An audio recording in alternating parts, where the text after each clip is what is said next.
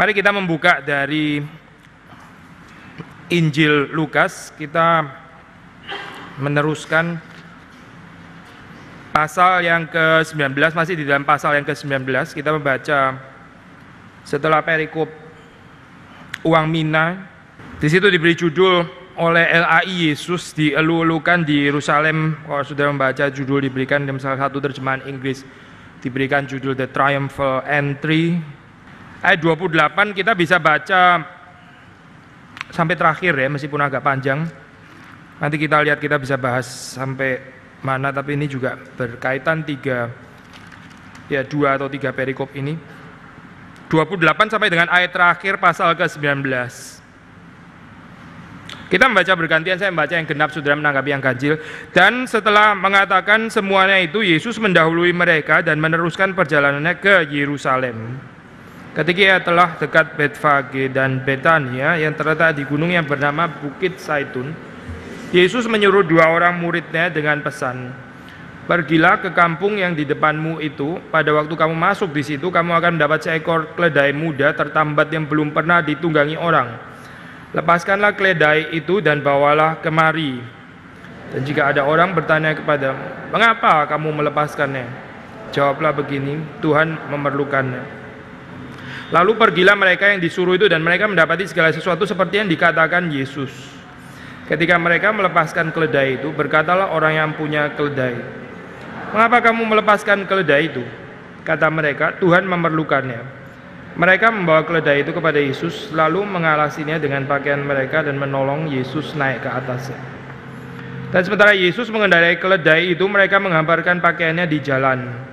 Ketika ia dekat Yerusalem, di tempat jalan menurun dari Bukit Zaitun, mulailah semua murid yang mengiringi dia bergembira dan memuji Allah dengan suara nyaring oleh karena segala mujizat yang telah mereka lihat. Kata mereka, "Diberkatilah dia yang datang sebagai Raja dalam nama Tuhan, damai sejahtera di sorga dan kemuliaan di tempat yang maha tinggi." Beberapa orang Farisi yang turut dengan orang banyak itu berkata kepada Yesus, "Guru, tegurlah murid-muridmu itu." Jawabnya, "Aku berkata kepadamu, jika mereka ini diam, maka batu ini akan berteriak." Dan ketika Yesus telah dekat dan melihat kota itu, ia menangisinya. Katanya, "Wahai, betapa baiknya jika pada hari ini juga engkau mengerti apa yang perlu untuk damai sejahteramu. Tetapi sekarang hal itu tersembunyi bagi matamu. Sebab akan datang harinya bahwa musuhmu akan mengelilingi engkau dengan kubu, lalu mengepung engkau dan menghimpit engkau dari segala jurusan. Dan mereka akan membinasakan engkau beserta dengan pendudukmu, dan pada tembokmu mereka tidak akan membiarkan satu batu pun tinggal terletak di atas batu yang lain, karena engkau tidak mengetahui saat bila mana Allah melawat engkau." Lalu Yesus masuk ke bait Allah dan mulailah ia mengusir semua pedagang di situ. Katanya kepada mereka, "Ada tertulis, rumahku adalah rumah doa, tetapi kamu menjadikannya sarang penyamun." Tiap-tiap hari ia mengajar di dalam bait Allah. Imam-imam kepala dan ahli-ahli Taurat serta orang-orang terkemuka dari bangsa Israel berusaha untuk membinasakan dia. Tetapi mereka tidak tahu bagaimana harus melakukannya, sebab seluruh rakyat terpikat kepadanya dan ingin mendengarkan dia. Mari kita berdoa, kita minta kehadiran pertolongan anugerah Tuhan. Setiap orang berdoa untuk diri masing-masing. Saudara juga mendoakan orang di sekitar saudara, di kiri, di kanan, di depan, di belakang. Saudara juga mendoakan saya. Mari kita berdoa, buka suara.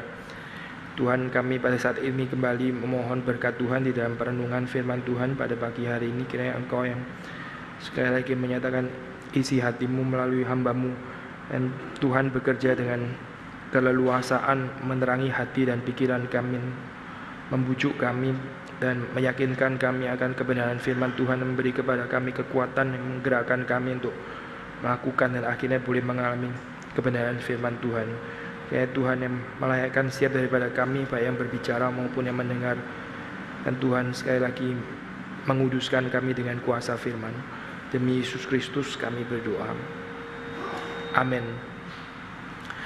So, di dalam minggu yang sebelumnya waktu kita membahas tentang pasal ke-19 ayat 11 sampai dengan ke-27, di situ ada semacam koreksi pengertian tentang eskatologi yang khusus dihadirkan oleh Lukas, karena ada kekeliruan pengharapan daripada orang-orang Israel. Mereka sangat menantikan kerajaan Allah di dalam versi mereka sendiri, dengan pengharapan mereka sendiri, dengan ekspektasi mereka sendiri, dengan apa yang mereka pikirkan, bagaimana caranya, bagaimana keadaannya, semuanya sesuai dengan yang mereka mau dan bukan seperti apa yang dikehendaki oleh Tuhan.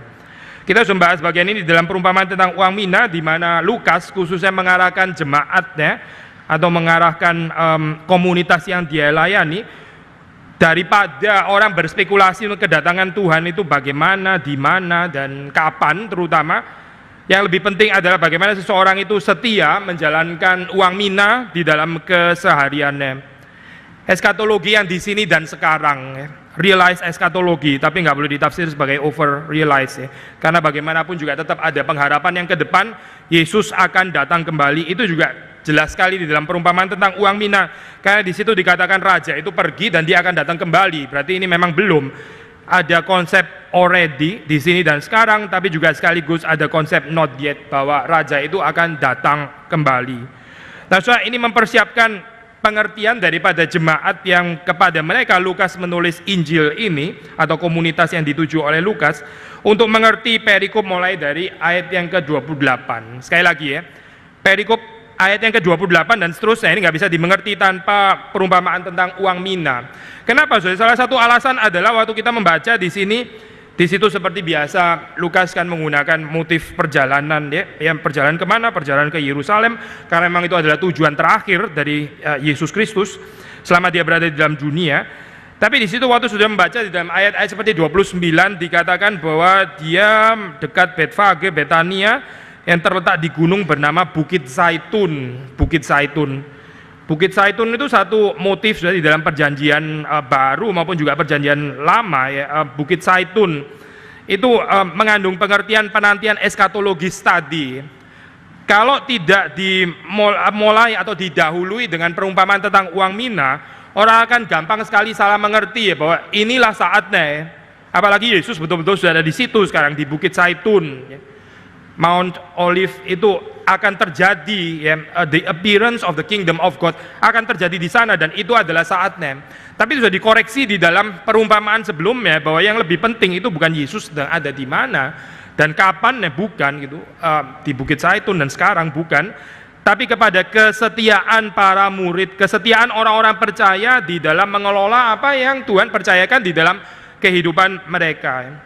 Itu pengharapan eskatologis yang keliru, sudah bisa membawa orang kepada satu sikap hidup yang sangat tidak realistis, baik dulu maupun sampai di dalam zaman kita sekarang ya. Dan bukan fenomena baru, dari dulu sudah ada persoalan seperti itu. Misalnya Paulus pernah melayani satu jemaat yang karena punya kesadaran eskatologis sangat kuat, seperti Yesus sudah mau datang begitu ya, Yesus mau datang. Akhirnya mereka mengaplikasikan di dalam satu gaya hidup, mereka nggak kerja lagi. Mereka nggak kerja. Sampai Paulus mengeluarkan kalimatnya, nggak kerja nggak usah makan. Mungkin boleh dijawab juga kali ya, nggak usah makan sekalian kali ya, mungkin karena toh Yesus sudah mau datang. Kalimatnya ada di sini seperti ini. Tapi kalimat peringatan daripada Paulus itu sendiri juga bisa mengandung certain cynical comment waktu dikatakan kalau kamu nggak kerja ya nggak usah makan gitu. Urusan kerajaan Allah itu perlu makan. Makanya sekali lagi di dalam doa Bapa kami adalah berikanlah kepada kami makanan kami yang secukupnya. Itu urusan kerajaan Allah. Kita nggak bisa mengatakan orang yang sudah menantikan kerajaan Allah nggak perlu makan dan karena itu juga nggak perlu kerja. Maka Paulus mengoreksi persoalan seperti itu di dalam jemaat yang dia layani. Resepsi seperti itu indeed betul-betul hadir, bukan sesuatu yang dikhawatirkan secara paranoid oleh penulis-penulis perjanjian baru, tapi betul-betul terjadi. Dan unfortunately bukan cuma terjadi pada saat itu, sampai hari ini pun juga terjadi seperti itu. Gambaran orang-orang yang tidak realistis akhirnya. Karena seperti mempunyai satu pengharapan yang kuat sekali tentang kerajaan Allah, tapi nggak betul-betul terlibat di dalam dunia di sini dan sekarang. Sekali lagi, Lukas mengarahkan pendengar, pembacaannya kepada satu sikap penantian eskatologis yang benar. Bahkan itu akan dinilai oleh Tuhan sendiri bagaimana kita mempertanggungjawabkan apa yang Tuhan percayakan selama kita masih berada di dalam dunia ini. Ya, ada yang dapat uang mina itu sama kan ya, satu kita sudah bahas ini, nggak boleh terlalu banyak mengulang.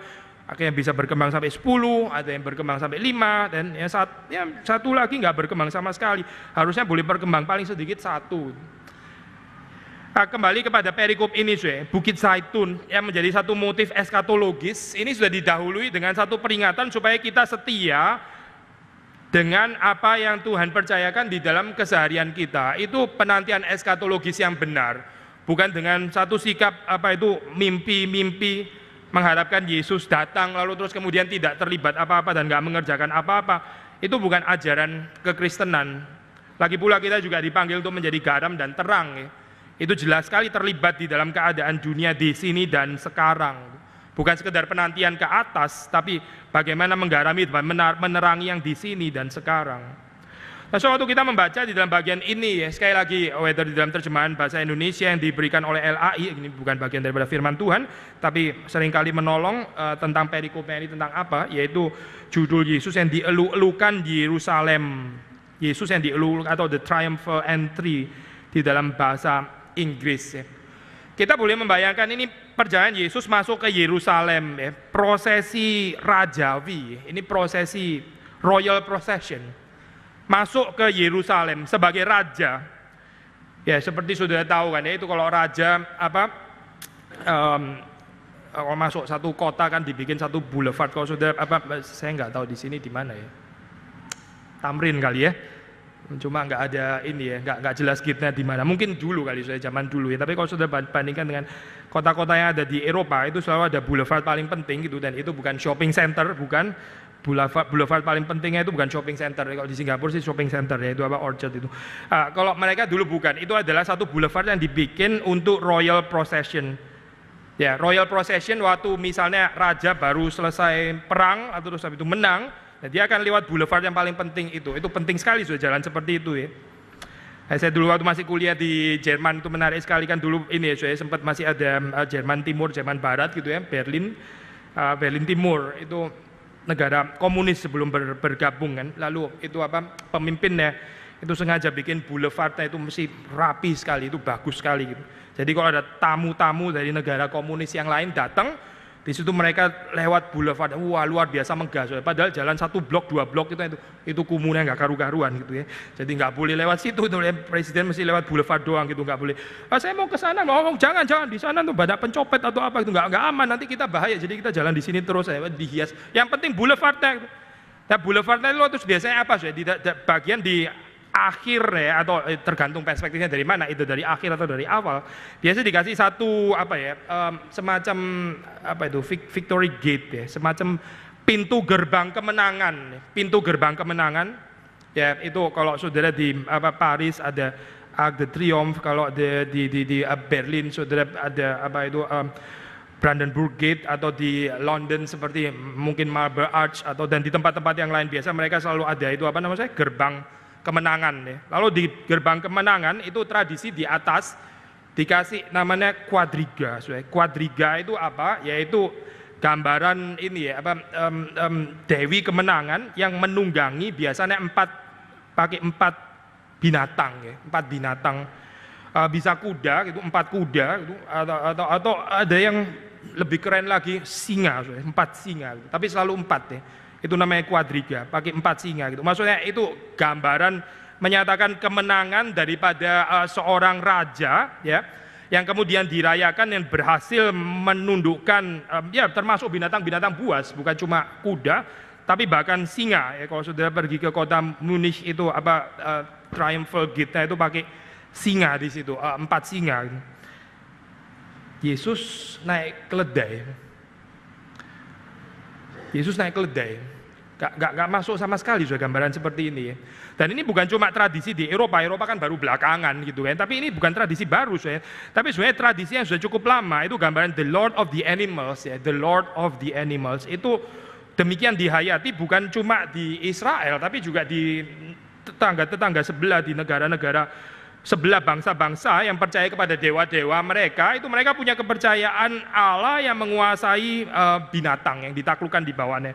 Saudara bisa mendebati itu, misalnya di dalam kitab Ayub itu cukup jelas, ya, ada allusion ke sana gitu. Makanya Tuhan mendemonstrasikan tentang binatang-binatang, mau menyatakan bahwa dia juga berkuasa kepada binatang.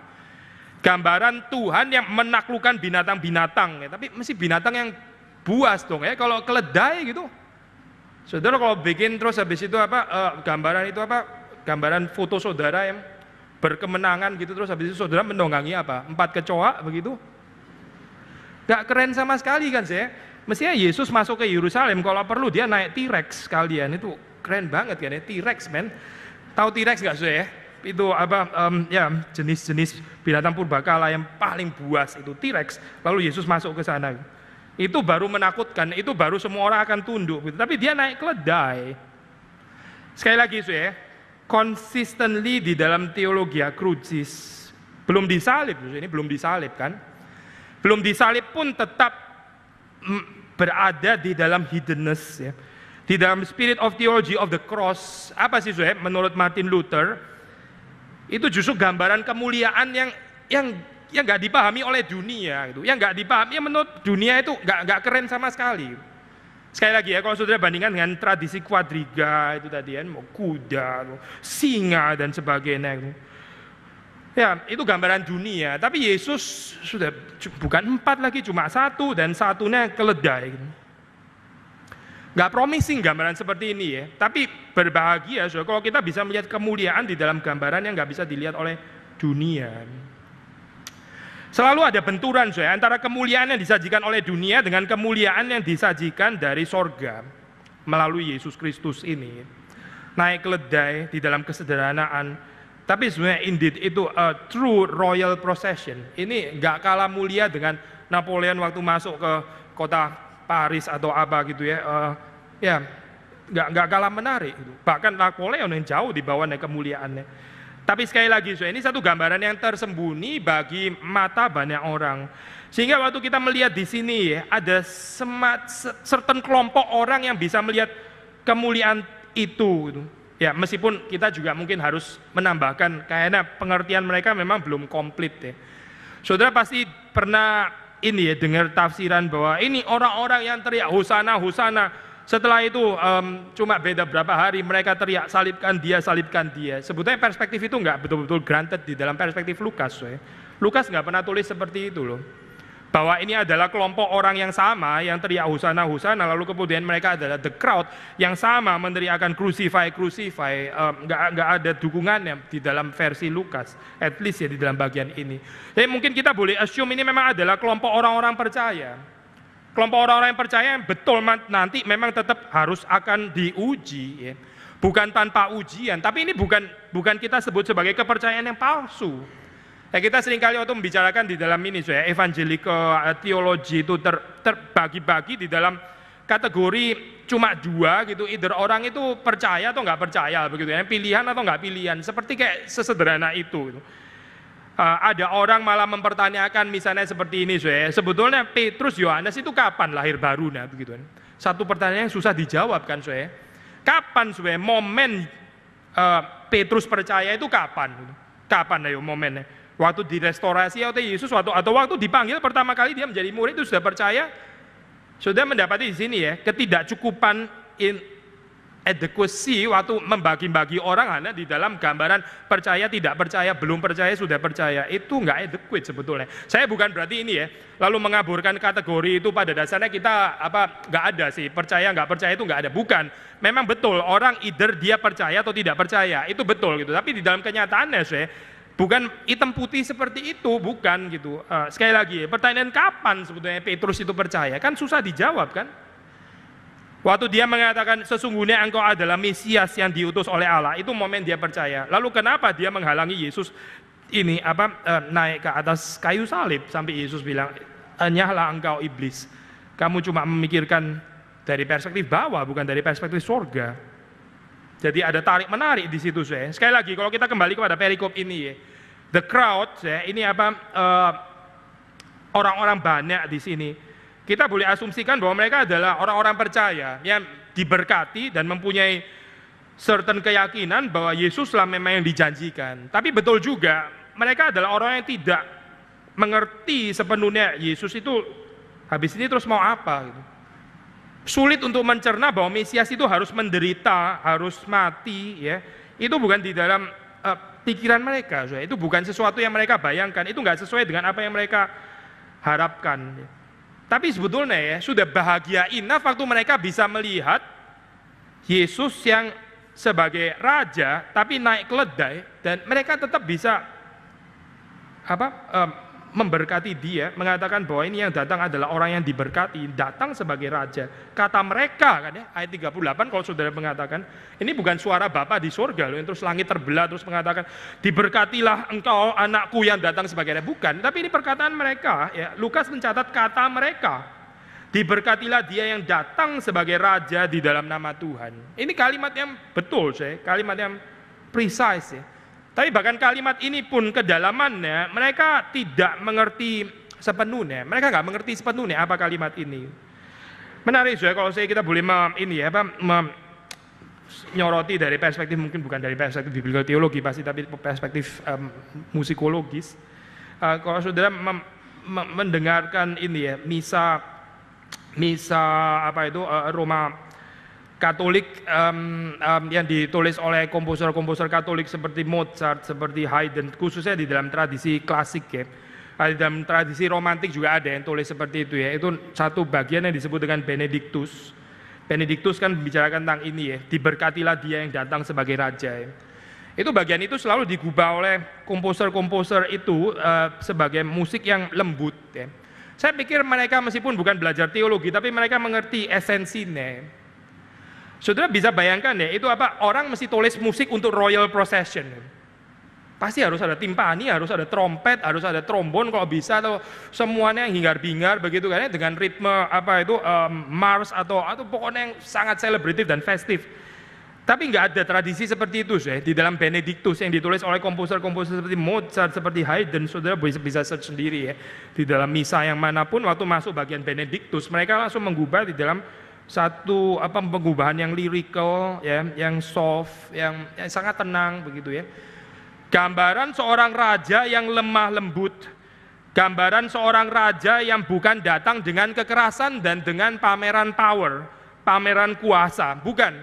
Tapi gambaran seorang raja yang menjalankan kuasanya diam-diam, so powerful, tapi bukan dengan cara manusia, bukan dengan cara kekerasan, bukan dengan teriak-teriak ya, bukan dengan pameran posisi, dengan pameran jabatan, pameran kekayaan dan sebagainya, bukan, tapi dengan kelemah lembutan. Sekali lagi naik keledai. Cuma orang-orang tertentu yang bisa melihat kemuliaan seperti ini. Saudara bisa bayangkan ya, itu seperti semua pembesar-pembesar kalau jalan naik keledai. Kan nggak lucu kan seperti itu kan. Tempo hari waktu orang bikin ini ya, lucu-lucuan digambarkan instead of naik kuda dibikin naik keledai gitu ya, yang di Indonesia. Saudara tahu kan ya konteks itu kan banyak meme waktu pemilihan presiden, dibikin instead of naik kuda dibikin naik keledai. Itu harus kelihatan lucu begitu kan ya. Tapi itu yang dipakai Yesus justru gitu. Kuda sama keledai itu sudah kontras gitu. Itu binatang yang nggak layak sebetulnya untuk royal procession, tapi dipakai oleh Yesus. Dan berbahagia orang yang bisa melihat ya, tetap tidak terganggu dengan gambaran keledai itu. Karena pada dasarnya ya, bukan keledainya, tapi Yesus yang ada di atasnya itu. Dan Yesus nggak mau dimuat dengan kendaraan yang tinggi atau binatang yang tinggi, karena dia sudah tinggi enough, dia datang dari surga. Mau tinggi kemana lagi? Gitu. Dia justru demonstrasinya ini adalah raja di atas segala raja yang bisa merendahkan diri. Sekali lagi ini adalah raja yang datang dari surga yang justru bisa turun ke tempat yang paling rendah. Bukan demonstrasi bagaimana mencapai posisi tinggi. Kita sudah pernah bahas bagaimana dia menjunjung Sakius ya. Sakius waktu dia look up Sakius yang ada di pohon sikamor, pohon ara ya. Itu pergumulan orang-orang seperti Sakius yang kepingin tinggi karena dia pendek. Kita bisa menertawakan deh, tapi banyak orang sebetulnya mirip seperti Sakius, spiritnya spirit orang cebol, spiritnya spirit orang pendek, selalu mau tinggi, selalu mau naik-naik ke atas, selalu mau manjat-manjat pohon, kayak anak kecil gitu. Orang dewasa kalau main manjat-manjat pohon kan sudah agak nggak lucu kan ya, karena dia sudah dewasa, dia bisa lihat perspektif dari atas. Anak-anak kecil itu fan manjat-manjat pohon karena dia bisa dapat horizon yang lain. Waktu dia memanjat pohon itu pergumulannya Sakius, but certainly not pergumulannya Yesus. Karena Yesus sudah pernah punya perspektif itu dari surga, dia bisa lihat ke bawah.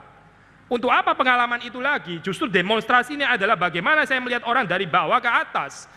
Dan saudara dan saya sebagai orang-orang Kristen juga dipanggil untuk mengikuti jalan raja yang sama. Bukan melihat dari perspektif atas ke bawah, bukan. Tapi bagaimana mengendarai keledai juga. Metaforik ya maksudnya saya. Mengendarai keledai di dalam pengertian mencoba untuk melihat kesulitan orang-orang yang di bawah. Dan itu cuma mungkin dari perspektif bawah, bukan dari perspektif atas. Karena itu juga Yesus berinkarnasi, turun dan menjadi manusia atau menjadi daging. Despite bagian ini, kalau kita membaca sedikit kembali lagi ke atasnya, saudara tetap akan mendapati bagaimanapun dia, again seperti cerita Sakius, menyatakan otoritasnya. Jadi selalu ada gambaran paradoks seperti ini ya di dalam pribadi Yesus. Satu sisi kelemah lembutannya, kerendahan hatinya, ya ketersembunyiannya, tapi sisi yang lain dia juga exercise authority. Misalnya waktu dia bilang gitu ya, dia mau pakai keledai muda gitu ya. Ini sama kan seperti yang kita pernah renungkan waktu dia bicara kepada Sakius. Sakius, saya mau makan di rumahmu, begitu kan ya. Kalau pendeta ngomong kayak begini kan ya mulai curiga jemaatnya gitu kan ya. Ini pendeta ini mesti hati-hati kita kayaknya. Terus habis itu dia pinjam uang, habis itu kan ya. Setelah mau makan, pertama makan dulu terus pinjam uang. Terus habis itu apa lagi? Ntar pasti minta maaf gak bisa balikin uangnya begitu. Dan seterusnya. Oh itu hampir nggak mungkin sudah ngomong kalimat itu. Tapi Yesus bisa ngomong. Saya mau makan di rumahmu dan orang nggak ada yang curiga. Sakius menerima. Di sini juga. Saya mau pakai keledai itu. Itu tanggalkan lepaskan talinya. Karena Tuhan memerlukannya. Siapa berani ngomong seperti ini? Saudara bisa membayangkan kalau dalam posisi murid ya bisa ada argumentasi loh. Nanti kalau ditolak gimana gitu. Kalau seandainya nggak boleh bagaimana? Mesti ada plan B loh kita gitu. Kayaknya mesti bawa uang deh. Kalau nggak itu ditolak ya kita beli aja lah keledai gitu. Ayo kita urunan sekarang gitu misalnya ya. Tapi nggak ada pembicaraan seperti itu, nggak dicatat sama sekali di dalam Lukas gitu ya. So secure bahwa Yesus akan mendapatkannya. Dari sisi Yesus itu pasti dia akan mendapatkannya. Tapi berbahagia orang yang bisa dipakai seperti ini. Sangat mungkin ya 99,99999 atau 100% lah katakanlah ya. Ini adalah seorang murid. Kenapa kita bisa mengatakan dia juga adalah seorang murid? Bukan untuk menjelaskan secara psikologis bahwa ya itulah makanya dia murid, makanya dia setuju. Bukan. Tapi highly unlikely kalau Yesus pakai keledai daripada orang yang tidak percaya kepada dia. Yesus nggak perlu siapa-siapa kok. Nggak perlu gitu. Seluruh dunia juga miliknya dia kan sebetulnya. Meskipun dia berhak, tapi dia memberikan kesempatan kepada orang yang memberikan hatinya kepadanya. Kita nggak bisa membayangkan Yesus pakai keledai orang asing yang nggak tahu menahu tentang dia, nggak mengenal dia, terus langsung ngomong seperti ini, lalu terus waktu murid siapapun yang bicara seperti itu lalu bicara dengan divine authority demikian rupa sampai semua orang gemeter, akhirnya lepasin keledainya juga. Setelah itu lepas keledai, nyesel kenapa saya lepasin, seperti banyak orang sekarang di dalam zaman ini ya, kasih persembahan ke gereja gitu karena terbawa emosi, terus persembahan terus habis itu nyesel, aduh kenapa saya masukin kunci mercy tadi gitu ya, sekarang nggak bisa ditarik lagi, sudah milik Tuhan gitu dan sebagainya. Oh bukan cerita seperti itu, tapi yang ada adalah kemungkinan besar ini adalah seorang murid yang diberikan kesempatan oleh Yesus Kristus untuk berbagian di dalam jalan kemuliaan ini, prosesi rajawi. But still kan, tetap saja kan, perlu iman untuk mengatakan kalimat ini dari perspektif para murid, perlu divine authority. Orang yang diutus oleh Tuhan, nggak perlu minder gitu, nggak perlu terlalu banyak memikirkan perspektifnya manusia lah, nanti kalau ditolak bagaimana, kalau dia tersinggung bagaimana, kalau dia sakit hati bagaimana, kalau dia pindah gereja bagaimana, begitu ya. Itu belum ada clear conscience. Orang terlalu banyak mempertimbangkan manusia ya. Akhirnya kita bukan memikirkan dari perspektif ini,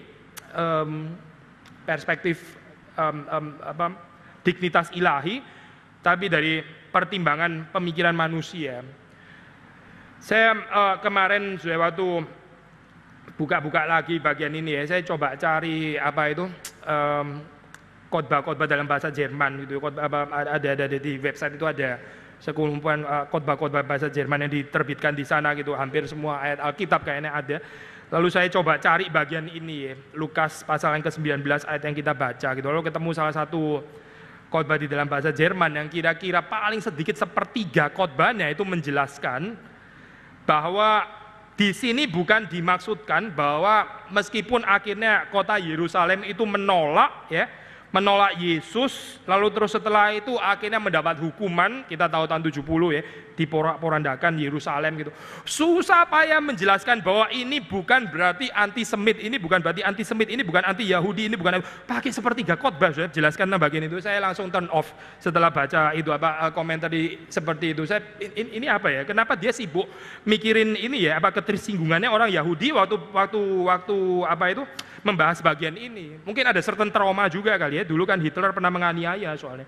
Dan setiap kali bicara tentang ini ya, tentang Yahudi dan sebagainya, menyalibkan Yesus, yang dibahas di situ, ini bukan berarti orang Yahudi yang salah. Ini bukan berarti waktu mengatakan gini nih kita antisemit gitu ya, benci terhadap Yahudi. Muter-muter di situ terus ya. Bagaimana bisa mengkhotbahkan firman Tuhan terjebak di dalam trauma seperti ini ya. Poin saya adalah kita nggak bisa bersaksi dengan leluasa. Gak bisa bersaksi dengan leluasa kalau kita terlalu considering manusia, whether itu perasaannya atau mukanya atau apalah well-beingnya dan seterusnya. Gak bisa bersaksi dengan leluasa. Kadang-kadang orang harus membicarakan kebenaran itu, dan waktu didengar itu benar-benar inconvenient, gak enak dengernya. Sangat menyakitkan, tapi ya harus terjadi seperti itu di dalam kehidupan manusia. Kembali ke bagian ini, sekali lagi murid-murid punya clear conscience waktu mereka diutus oleh Yesus. Mereka tahu bahwa yang mengutus itu adalah Yesus, dan mereka bicara dengan wibawa yang disertakan oleh Yesus kepada mereka. Dan betul, sewaktu kita membaca, ternyata murid yang satu itu yang punya keledai tidak menolak dan membiarkan keledainya dipakai oleh Tuhan Yesus. Saudara juga bisa memperhatikan di sini bahwa itu adalah keledai yang belum pernah ditunggangi. Maksudnya apa? Ini satu persembahan yang terbaik ya, baru yang diberikan kepada Tuhan. Ada orang-orang Kristen waktu mereka mau mendukung pekerjaan Tuhan, mereka kasih yang bekas, mereka pakai, mereka kasih yang mereka sendiri gak mau pakai di rumah gitu. Barang-barang yang menurut mereka sudah gak layak lagi dipakai di rumah, lalu mereka kasih ke gereja, siapa tahu gereja mau pakai gitu. Gak sesuai dengan prinsip ini ya, gak sesuai dengan gambaran ini gitu. Karena ini adalah keledai yang baru, yang belum pernah ditunggangi, supaya Tuhan adalah yang pertama yang menggunakan keledai itu. Dan itu adalah permintaan daripada Yesus sendiri. Berarti betul-betul Tuhan menghendaki spirit seperti ini di dalam kehidupan pelayanan kita. Bukan sisa, bukan hal sisa, bukan sisa-sisa waktu dan sebagainya. Dan ini bukan cuma bicara tentang hal material, tentang tenaga kita juga ya, tentang perasaan kita, ya, tentang energi kita. Ya. Saya ambil aplikasi sederhana sekali, aplikasi paling sederhana ini aplikasi. Ya. Tentu saja nggak sesempit ini, harus aplikasinya bisa lebih luas daripada itu. Tapi ambil contoh lah waktu doa kita, ya, waktu doa. Ini berkaitan sama prinsip ini, prinsip memberikan keledai yang baru. Waktu kita berdoa kepada Tuhan, waktu kita berdoa syafaat, kita pakai waktu apa? Prime time atau waktu yang lagi ngantuk-ngantuknya gitu ya, 5 menit sebelum tidur itu sudah mau masuk gelombang otaknya sudah masuk ke theta gitu sebetulnya, sambil tidur, sambil ada fantasi-fantasi, sambil berdoa, sambil ada fantasi-fantasinya gitu. Waktu itu, waktu yang lagi capek sekali, terus habis itu dipakai untuk waktu berdoa. Ya bagaimana Tapi kita menghendaki prime time kita dipakai untuk hal-hal yang lain. Atau orang-orang yang menyerahkan diri menjadi hamba Tuhan, ya. Pakai waktu kapan? Saya tertarik kemarin waktu pendeta Anton share di ini, di Kemayoran di dalam rally doa. Dia memberikan contoh, ada banyak pemuda-pemuda yang dipakai Tuhan menyerahkan diri justru waktu mereka masih muda. Bukan berarti Tuhan nggak bisa pakai orang tua, bukan itu poinnya. Tapi intinya adalah itu prime time manusia, waktu masih muda, betul-betul dipersembahkan semuanya untuk Tuhan. Ya. Bukan waktu-waktu terakhir, bukan setelah selesai menikmati dunia, sudah bosan, sudah kapok begitu ya. Sekarang lah mulai urusan religius gitu. 5 tahun terakhir begitu ya, 5 tahun terakhir sebelum mati gitu, kita mulai masuk kepada urusan-urusan religius. Tidak tapi betul-betul mempersembahkan waktu yang terbaik untuk Tuhan. Seperti di sini juga mempersembahkan keledai yang terbaik, bukan keledai bekas, bukan waktu lagi ngantuk-ngantuk terus dipersembahkan kepada Tuhan, tapi memberikan prime time kepada Tuhan. Kembali kepada bagian ini kalau kita membaca tadi ayat 38, diberkatilah dia yang datang sebagai raja di dalam nama Tuhan, damai sejahtera di sorga dan kemuliaan di tempat yang maha tinggi. Saya tertarik menyoroti bagian ini belum ketemu komentari yang menyoroti gitu, tapi ini kan bahasa Lukas ya sebetulnya, damai sejahtera dan kemuliaan. Kalau sudah membaca in the beginning itu Gospel of Luke, damai sejahtera, kemuliaan dulu sih ya, kan ada tradisinya juga di dalam misa Roma Katolik, kita menyanyikan lagu Gloria in excelsis Deo, terus setelah itu et in terra pax, gitu kan ya, pax in terra. Tapi ini bukan pax in terra, pax in cielo, pax di sorga, bukan damai sejahtera di bumi. Menarik sudah pergeseran ini ya. Kemuliaan di tempat yang maha tinggi, sama persis seperti pengumuman waktu Yesus lahir kan. Tapi kemudian kan et in terra pax, damai sejahtera di bumi kepada manusia yang berkenan kepadanya. Tapi di sini damai sejahtera di sorga. Kenapa di sorga ya? Saya percaya karena di sini orang Yerusalem nggak mengerti apa yang ditawarkan kepada mereka.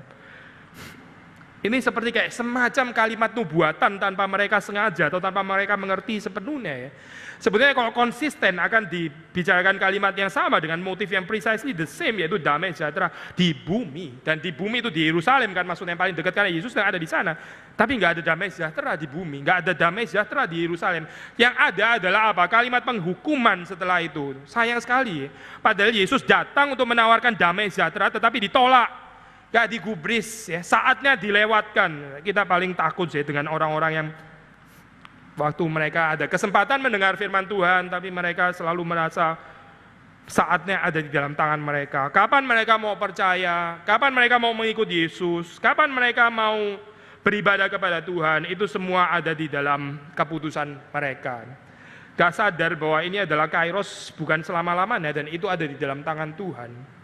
Gak ada damai sejahtera di bumi, gak ada damai sejahtera di Yerusalem, yang ada di sorga. Tapi bukan gak ada damai sejahtera tetap ada, yaitu di sorga.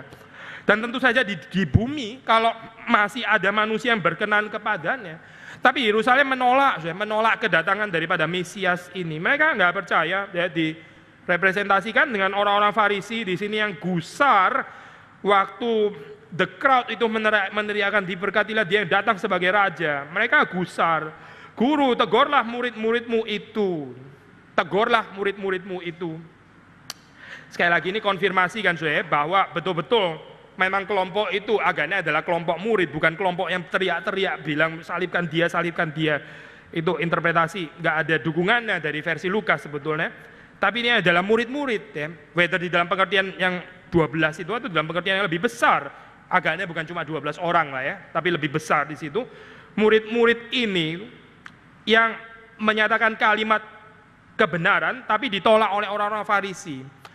Kita nggak terlalu jelas ya apa alasannya, gitu bisa berbagai macam. Kita juga bisa melakukan rekonstruksi gitu, tapi sekali lagi Lukas nggak memberitahu kepada kita sebetulnya ketakutannya ada di mana. Bisa ada beberapa kemungkinan Pertama ya karena Yesus di situ disebut sebagai raja dan pasti ada orang-orang Romawi juga gitu kan ya, more or less sedang ada di sekitar Yerusalem. Wah ini kalau kedengaran mereka terus dilaporin di kaisar, terus bangsa Yahudi jadi berada di dalam persoalan hanya gara-gara ada orang mengaku sebagai raja dan dielu-elukan sebagai raja. Dan akhirnya yang rugi siapa? Ya orang-orang Farisi, karena orang-orang Farisi itu mendapat keuntungan dengan persahabatan yang cukup mulus dengan penjajah Romawi begitu kan ya. Dibandingkan dengan orang-orang Selot misalnya ya. Kalau sudah membaca di dalam itu tradisi gereja mula-mula, itu orang Farisi kenapa cukup berkembang gitu, karena mereka adalah orang yang luar biasa pintar, bisa berada di antara satu sisi mengambil hati rakyat, sisi lain mengambil hati penjajah gitu. Itu sulit sekali saya bisa seperti itu. Yang lain seperti orang Selot itu bisa sangat didukung oleh rakyat karena mereka berjuang untuk menggulingkan pemerintahan Romawi, tapi mereka nggak mungkin menjadi kesenangan penjajah Romawi karena mereka berpihak kepada bangsa Yahudi. Yang berpihak kepada Romawi nggak disenangin Yahudi, seperti pemungut cukai begitu kan ya. Yang disenengin ya orang Yahudi, nggak disenengin oleh Romawi. Tapi Farisi ini luar biasa pinternya, bisa disenengin Romawi dan sekaligus disenengin orang-orang Yahudi gitu. Mereka mendapatkan respek dari mana-mana. Tapi Yesus tidak respek kepada mereka ya. Dan mereka terganggu sekali. Kenapa ada satu orang ini yang punya pengikut banyak mengganggu sekuritas daripada posisi saya yang disukai oleh setiap lapisan masyarakat, mau dari atas mau dari bawah. Seharusnya Yesus seperti itu, tapi kenyataannya sekarang malah berbondong-bondong orang malah menyukai Yesus. Ya, whatever alasannya ya, iri hati, sempit hati, takut dengan hubungan Romawi yang sudah mulus akan bisa dirusak hanya gara-gara istilah raja, apapun alasannya, yang pasti mereka boleh ditempatkan di dalam kelompok bukan orang-orang yang percaya di sini. Orang-orang yang tidak bisa menerima kerajaan Kristus. Tapi kemudian Yesus mengatakan kalau mereka ini diam, batu ini akan berteriak. Kalau murid-murid ini diam, batu ini akan berteriak. Maksudnya apa saya? Kesaksian yang benar itu bukan hanya bergantung kepada murid-murid ini. Tuhan itu adalah Tuhan dan dia Tuhan adalah Tuhan atas seluruh ciptaan. Kalau manusia berhenti menyaksikan kemuliaan Tuhan, Tuhan bisa pakai batu, Tuhan bisa pakai pelangi, Tuhan bisa pakai gunung, Tuhan bisa pakai sungai untuk menyatakan kekuasaannya, untuk menyatakan kemuliaannya. Nggak usah pakai saudara dan saya. Kita nggak usah GR diciptakan sebagai mahkota ciptaan begitu ya, seperti mahkota ciptaan kita yang paling sempurna, mempermuliakan Tuhan karena kita ini moral being, ada free will dan seterusnya dan seterusnya. Nggak usah GR, nggak usah GR. Justru ketaatan kita ya dibandingkan dengan ketaatan bulan, bintang, matahari itu incomparable dalam pengertian mereka nggak pernah tidak taat. Mereka selalu sempurna memancarkan kemuliaan Tuhan, nggak ada discussion. Tapi kita manusia ya, Tuhan memang menciptakan kita dengan resiko ini kan. Kadang-kadang nggak setuju, bisa argue, bisa marah-marah, bisa males, ya, bisa nggak tertarik, bisa nggak tergerak dan sebagainya. Tapi Tuhan masih mau pakai ya makhluk yang namanya manusia seperti ini. Tapi dalam bagian ini dikatakan lagi ya, ini seperti relativisasi kepentingan manusia. Kalau manusia berhenti bersaksi menyaksikan kemuliaan Tuhan, menyaksikan kemuliaan Kristus, maka Tuhan akan pakai ciptaan yang lain. Tuhan nggak perlu bergantung kepada manusia. Tuhan bisa pakai ya ini not even gunung loh saya. Ini batu ya, itu ciptaan yang rendah sekali dan diinjak-injak kan saya, batu kan di bawah. Batu-batu, kerikil-kerikil, itu apa sih artinya? Yang paling kecil seperti itu bisa dipakai Tuhan untuk menyatakan kemuliaannya. Ya, mungkin bukan kebetulan juga, meskipun saya belum teliti di sini ya, apakah pakai bahasa asli yang sama di situ, boleh cek lagi sih ya. Yaitu di situ ada motif batu keluar lagi waktu Yerusalem akhirnya di-destroyed ya. Dan Lukas kan mengaitkan ini dengan penolakan akan Kristus. Karena Yerusalem menolak Kristus, maka datang penghukuman. Persis seperti yang ada di dalam perjanjian lama kan ya. Menolak nabi-nabi yang diutus oleh Tuhan. Akhirnya Yerusalem pun jatuh ke dalam tangan penjajah Babilonia. Kembali lagi sudah di sini ya. Sudah mendapati motif batu ya. Di mana nggak ada satu batu pun tinggal terletak di atas batu yang lain. Itu runtuhnya ini ya, bait suci Yerusalem yang dibangun dari batu-batu. Itu batu saya. Batu yang juga menyaksikan kemuliaan Tuhan, tapi di dalam cara yang negatif ya akhirnya. Betul-betul Tuhan pakai batu. Batu untuk menyatakan kemuliaan penghakiman Tuhan. Saudara jangan pikir itu penyataan kemuliaan Tuhan hanya melalui kasih, pertolongan, terus damai sejahtera. Itu iya pasti termasuk di dalamnya, tapi juga melalui murka, itu penyataan kemuliaan Tuhan. Waktu Tuhan mendemonstrasikan murkanya kepada bangsa Mesir ya, yang ditenggelamkan, itu pernyataan kemuliaan Tuhan. Bersyukur Israel memang di dalam pihak yang diselamatkan ya, tapi itu pernyataan kemuliaan Tuhan. Kemuliaan Tuhan bukan hanya kemuliaan yang menyelamatkan, tapi juga kemuliaan yang menghancurkan. Di dalam teologi reform Injili khususnya kita konsisten men-sharingkan ini sebisa mungkin secara balance. Karena ada jenis kekristenan yang cuma bicara tentang kasih Tuhan, yang cuma bicara tentang love of God. Dan waktu bicara tentang kemuliaan Tuhan, cuma membatasi kemuliaan itu hanya ada kaitannya dengan keselamatan, kebaikan Tuhan, tapi nggak ada kaitannya dengan kemarahan Tuhan, kemurkaan Tuhan dan sebagainya, nggak ada. Tapi di sini kita membaca supaya batu-batu ini betul-betul dipakai untuk berteriak, ya, menyatakan kemuliaan Yesus yang adalah Raja. Sayang sudah terlambat. Yesus sudah pernah datang ke sana. Tapi tahun 70 betul-betul akhirnya dinyatakan itu batu-batu itu berteriak menyatakan, ini loh, kamu yang sudah menolak Yesus Kristus, akhirnya ini yang kamu tuai daripada apa yang kamu tabur. Saya pikir sudah di dalam kekristenan yang sehat, spiritualitas yang sehat, kita perlu ada waktu untuk kontemplate tentang murka Tuhan, termasuk juga bagi orang-orang percaya, ya. Karena sekali lagi ya, dikotomi yang sangat gak menjanjikan itu ya. Saya orang percaya berada di dalam kasih Tuhan. Mereka yang tidak percaya murka Tuhan, begitu kan ya? Kayak gampang sekali gitu. Sekali lagi saya, murka itu untuk siapa? Untuk yang tidak percaya. Saya sudah percaya, enggak ada lagi murka. Saya cuma di dalam dekapan kasih Tuhan. Jadi apapun selalu di dalam dekapan kasih Tuhan. Ada kebahayaan saya di dalam teologi yang pincang seperti ini ya. Karena Tuhan sendiri seperti dikatakan oleh firman Tuhan juga menghajar, ya, mendidik orang-orang yang dikasihinya. Saya kutip ini saya, Pendeta Agus Marjanto di salah satu PA. Dia mengatakan hukuman Tuhan kepada manusia. Seringkali kan kita mengerti, kalau kita sakit, kita kecelakaan, atau kita bangkrut, ya mungkin itu saat di mana Tuhan mau berbicara kepada, itu mungkin hukuman Tuhan, begitu kan ya. Hukuman Tuhan supaya kita boleh berbalik kepada Dia, itu merupakan hukuman Tuhan. Tapi kemudian terus disambung, sebetulnya hukuman Tuhan yang sangat mengerikan, mungkin yang paling menakutkan, yang paling besar itu bukan manusia sakit atau kecelakaan, atau hukuman Tuhan yang paling menakutkan itu waktu Tuhan berhenti berbicara. Waktu Tuhan nggak berbicara lagi kepada kita, itu hukuman paling menakutkan. Kalau kita salah masih kena hajar, masih ada tongkat yang memukul kita lalu menarik kita bersyukur, berarti itu domba yang masih mau diselamatkan.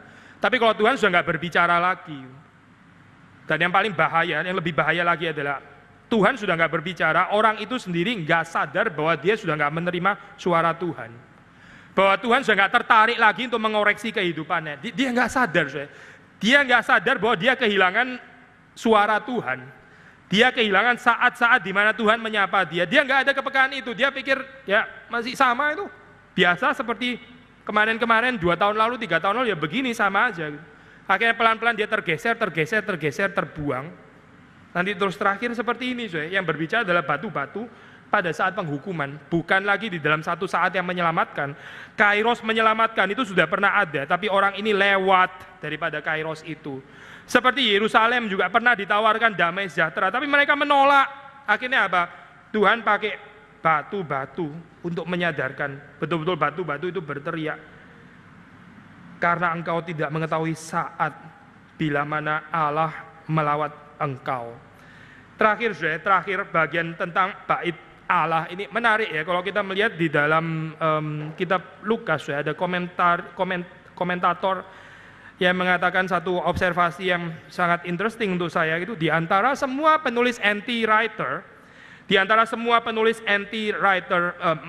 Lukas mungkin adalah satu-satunya yang melihat bait Allah atau tempel itu bukan secara negatif.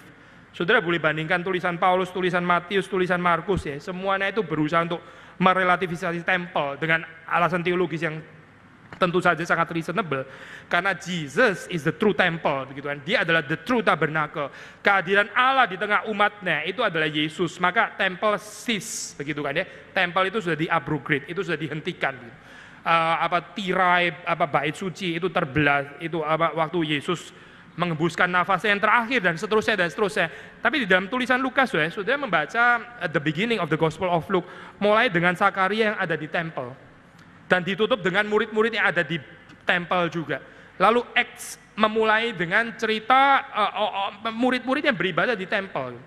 Nah ini perspektif unik daripada Lukas ingin membicarakan kontinuitas history of salvation, redemptive history dari perjanjian lama sampai terus kepada perjanjian baru ya. Jadi bukan gambaran break begitu, bukan gambaran yang direlativisasi, bukan gambaran yang berusaha untuk membatalkan Torah misalnya, tapi justru gambaran kontinuitas. Kita sudah pernah bahas kan bagian ini, kalau sudah masih ingat tentang orang yang kaya, itu cerita orang kaya dan Lazarus, kan Yesus mengatakan kalau mereka, bukan Yesus yang mengatakan ya, tapi di dalam semacam parable like cerita yang Abraham yang ada di surga, Lazarus di pangkuannya. Di situ kan ada kalimat dikeluarkan. Kalau mereka tidak percaya kepada kesaksian Torah dan para nabi, mereka juga tidak akan percaya kalau ada orang yang bangkit dari kematian. Yang bangkit dari kematian kan jelas Yesus ya. Ini bukan versi ini ya, penginjilan ala orang dari dunia akhirat dibangkitkan lagi terus menginjil, bukan itu poinnya, itu bukan interpretasi biblical teologi. Secara biblical teologi jelas sekali bahwa yang akan bangkit itu dari kematian itu adalah Yesus sendiri. Yesus sedang berbicara tentang dirinya sendiri. Nggak akan membantu. Kalaupun ada yang bangkit daripada kematian, memberitakan Injil nggak akan membantu, karena itu sudah diberitakan di dalam kitab Torah dan para nabi. Sekali lagi di dalam bagian itu kita melihat adanya kontinuitas pengajaran dari perjanjian lama sampai kepada Yesus gitu. Nggak ada gambaran bahwa yang datang di sini ya, ini lebih besar daripada perjanjian lama, jadi kamu nggak usah cari perjanjian lama, sudah lihat di sini saja bisa percaya. Itu bukan perspektif Lukas kalau kita melihat. Maka kembali lagi di dalam bagian ini, kita juga melihat bagaimana meskipun betul, karena ini juga peristiwa historis, Yesus memberikan satu teguran yang keras ya, dan dia mengusir pedagang-pedagang yang di situ. Tapi kalau saudara membaca dibandingkan dengan perspektif Matius atau Yohanes, penulis-penulis yang lain, ini adalah tulisan yang paling pendek tentang penyucian bait Allah ya. Dan bukan kebetulan ini ditulis oleh Lukas, yang paling pendek ditulis oleh Lukas, karena Lukas justru ingin menekankan kontinuitas tabernakel teologi ya, tempel, bait suci dengan kehadiran Yesus Kristus yang menggenapi ya. Bukan meniadakan, tapi menggenapi. Itu istilah di dalam bahasa ini ya, istilah telos. Itu istilah telos kan bisa diterjemahkan menjadi dua hal ya. Either kita terjemahkan menjadi the end, ya berarti abrogate, cancel semuanya, atau the fulfillment. Nah, yang seringkali dipakai oleh Lukas akan lebih variasinya menunjuk kepada fulfillment. Ya. Jadi Yesus is the fulfillment of the Torah, bukan the end. Karena end itu berarti yang lain semua sudah nggak ada lagi, the end. Yesus mengakhiri semuanya. Tapi the fulfillment lebih tepat, yaitu yang menggenapi. Tapi betul juga di sini dikatakan bait Allah itu perlu disucikan. Ya. Bait Allah itu sendiri ada dosanya. Nah, kalau kita boleh aplikasikan secara kehidupan kita kontemporer ya, gereja sendiri juga perlu disucikan oleh Tuhan. Gereja bukan berarti bebas dari dosa. Gereja bukan berarti bebas daripada keserakahan uang misalnya ya. Kalau manusia berdosa bisa jatuh di dalam keserakahan, gereja juga bisa jatuh. Nggak ada yang imun. Gereja juga bisa jatuh ke dalam ketidaktaatan terhadap firman Tuhan. Gereja ya, bukan hanya orang berdosa, gereja juga. Gereja nggak bisa mengidentikan dirinya dengan firman Tuhan. Gereja nggak bisa menempatkan dirinya sebagai posisi Tuhan yang nggak bisa lagi bersalah. Tidak. Gereja tetap harus taat kepada prinsip firman Tuhan. Bukan karena dia gereja, lalu gereja pasti sama dengan Tuhan. Nah, ini self kritisisme yang penting, karena kita nggak ada self kritisisme untuk seperti ini, gereja sangat mungkin masuk ke dalam satu spiritualitas self righteousness. Kalau orang sudah pakai kata gereja, orang sudah malas discuss lagi begitu kan ya. Kalau sudah gereja, ini uang untuk gereja begitu kan. Ini untuk gereja. Langsung orang takut semua karena gereja langsung connected sama Tuhan. Tapi kalau company saya kayaknya so sekuler begitu kan ya. Kalau family saya nggak langsung connected sama Tuhan begitu. Tapi kalau orang sudah ngomong gereja, ini tuh gereja, semua langsung ketakutan. Ini gereja, waduh ini Tuhan berarti begitu kan ya. Tapi gereja sendiri perlu disucikan oleh Tuhan. Kalau kita membaca dalam perkataan firman Tuhan ya, yang pertama akan dihakimi itu adalah bait suci, itu adalah gereja. Bukan tempat-tempat ibadah yang lain, bukan kumpulan orang-orang yang tidak mengenal atau belum mengenal Yesus Kristus, tapi pertama yang akan dihakimi itu adalah orang-orang Kristen. Itu prinsip firman Tuhan. Maka sekali lagi kalau kita kembali kepada ajaran Yesus Kristus, ya kita mesti menempatkan institusi gereja juga dengan benar ya, karena Tuhan datang akan menguduskan umatnya, terutama dia menguduskan umatnya. Yang bukan umatnya itu nggak akan dikuduskan oleh Tuhan. Mereka sudah disiapkan untuk kebinasaan, demikian menurut surat Roma. Tapi Tuhan tertarik untuk menguduskan umatnya, yaitu saudara dan saya. Berbahagia kita saudara kalau di dalam kehidupan kita tidak menjadi lelah ya, waktu Tuhan mengoreksi kita, waktu Tuhan membentuk kita, waktu Tuhan menegur kita ya, waktu Tuhan membersihkan kita seperti membersihkan bait Allah di sini, karena indeed kita adalah orang-orang yang berdosa. Kiranya Tuhan memberkati kita semua. Mari kita masuk di dalam doa.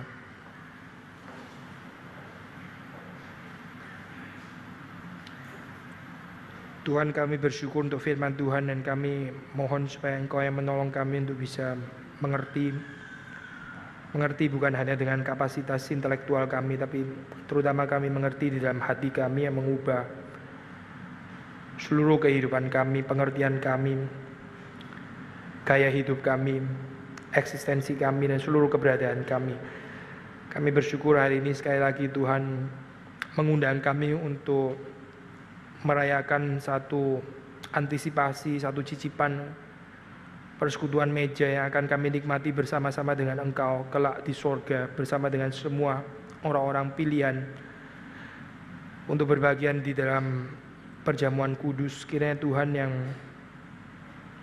membuat hati kami bersukacita, buat hati kami juga bisa mengerti makna daripada kematian-Mu, dan juga belajar untuk memiliki duka cita rohani seperti Engkau yang menangisi Yerusalem yang tidak mengerti tawaran damai sejahtera-Mu. Kami rindu Tuhan supaya kesedihan kami juga boleh dikuduskan oleh Tuhan, bukan menjadi satu kesedihan yang berpusat kepada diri kami sendiri, tapi kesedihan yang menangisi jiwa orang-orang yang menolak keselamatan yang Tuhan sediakan. Demi Yesus Kristus kami berdoa. Amin.